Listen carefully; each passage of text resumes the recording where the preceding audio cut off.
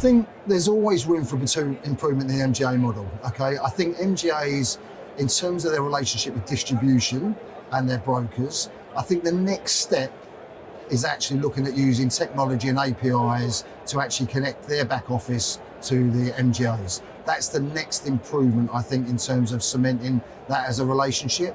I think the relationship with their distribution MGAs far exceeds, in my view, sort of the major insurer market. They're very close in terms of what brokers need, what their customer needs, and their program designs. So I think they're excellent at that. They're great in terms of responsiveness, in terms of innovation, service levels. But I think the next step actually is removing duplication of costs. And I think it's technology which actually will drive that.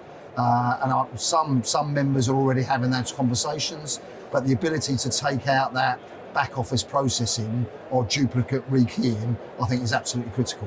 And then what you'd hope then is that the MGAs can also then have that same connectivity to insurers, and then you take a whole cost sort of amount of money out of the whole process. So that's what I'd hope. I think the MGA wholesale model is a really interesting one. And obviously the big difference we need to find out is obviously the retail brokers usually go to a wholesaler where they need expertise. And ultimately at that point is then the MGAs have to be able to differentiate themselves of why they can provide that expertise to the wholesale brokers. And the wholesale brokers will generally have access to the larger composite insurance. So again, you need to make sure if you're an MGA, you've got a real differentiation to ensure why the wholesale broker will come to you. Because like a lot of retail brokers and wholesale brokers, they're always looking to consolidate their markets. So it's really important if you're an MGA that you can differentiate yourself so you're not one of those ones that get consolidated and the business is rolled up to a larger insurer. So I think it's really important that differentiation is what will actually stand out with the wholesale brokers. I think with the MGA and wholesale broker model, the two things we could really improve. One is around being much clearer about roles and responsibilities. So as we get more efficiency in it, we avoid duplication. Sometimes we're going to end up with both parties trying to do the same thing. That just gets in the way of progress. The other thing is there's still a real opportunity in terms of technology, in terms of improving the transparency of data and making sure that we're sharing data between the different parties in the right way and in a really efficient way. We've still got too many things relying on multiple complicated spreadsheets, and that's not the best way to professionalize what we're doing for the future. I think the key thing that could change for the MGA wholesale space is the regulation that comes with it.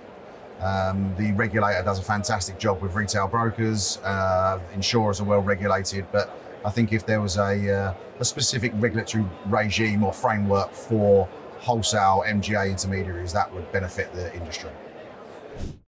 Look, I think the MGA and wholesale broker model is actually a really good one. If there was one thing we would choose to change, it was to have some long period of perhaps 6 months to a year of notice if that capacity is changing or being lost and not being renewed. And that way the broker can be sure when they come to the renewals, they have solutions in place.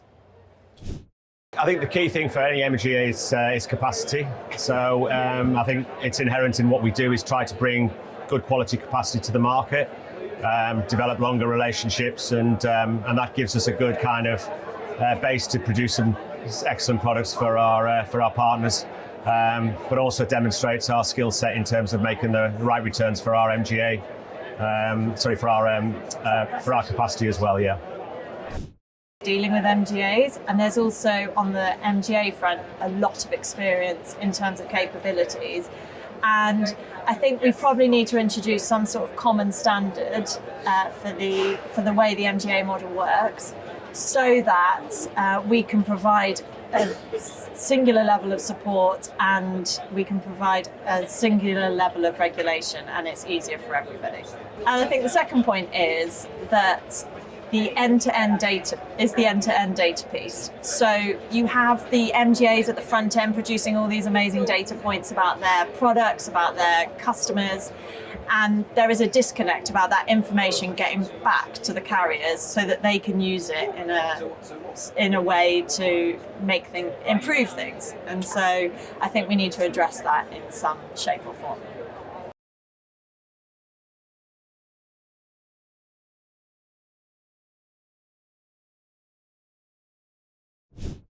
I think it's the lack of sometimes tangible value throughout that chain. So frequently it's just a capacity issue. It's lack of access, and actually what you're not seeing is any additional services or value being added through that chain. It is just a chain to a Lloyd's market, but actually some things like to honk on about my business, Aurora, but we add lots of data insights. So actually the broker is learning more about the risk than they would through an Actress platform or any other facilities. So they can then use those data insights to learn more about their clients and actually manage that risk or recommend, provide advice to improve that business's exposure. So actually what MGA should be looking to do is, yes, provide unique opportunities, yes, provide unique capacity, for that broker, but actually it's adding a lot more value than just a piece of paper and a cheap premium.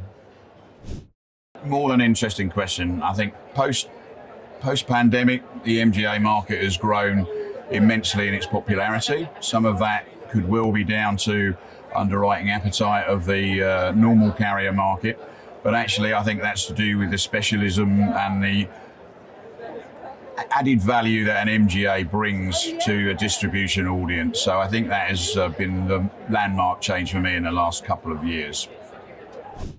I think there's been already a lot of work done, but where there can be improvements, there are going to be things like technology, operational support, listening to customers on what policyholders need, continuous improvement. Those are all relatively good buzzwords, but I think what's really critical for MGAs is to be relevant.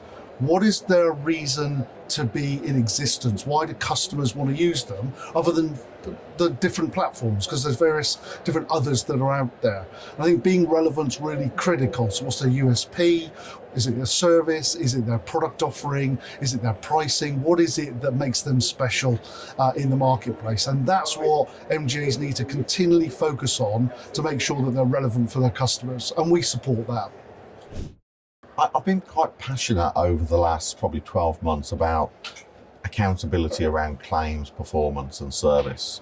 And it's something that, especially at Commercial Express, we are trying to make that as a differentiator compared to other MGAs and MGUs.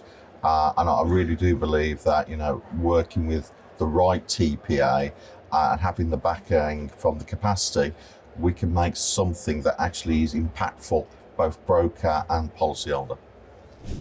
If you take the MGA space first, it's never been in a better place, I think. I think it now accounts for 10% of UK GI spend. And I think if you look at the evolution of MGAs, they've gone from businesses that perhaps would struggle to get capacity, and obviously the market will move with that as well. But if you take Rockstone, for example, our own group MGA, they've gone from a fledgling business in 2016 to now 1.1 billion of GWP. But what they're now able to do through, I guess, being able to be more transparent with data, underwriting performance, being a lot quicker back to the carrier with that, they're able to attract not only better paper in terms of A-rated paper, but actually get into long-term arrangements with a lot of insurers as well. So I think the trust between insurers and MGAs has certainly improved. And then if you look at the broking space and the role that a wholesale broker plays, certainly from a binder placement point of view, then they're essential in that process. A good binder broker will obviously not only negotiate and provide the capacity, but also then manage it on an ongoing basis, looking at Lloyd's minimum standards and really just demonstrating to that MGA, their value in the chain, because I think at times that's been under question as well.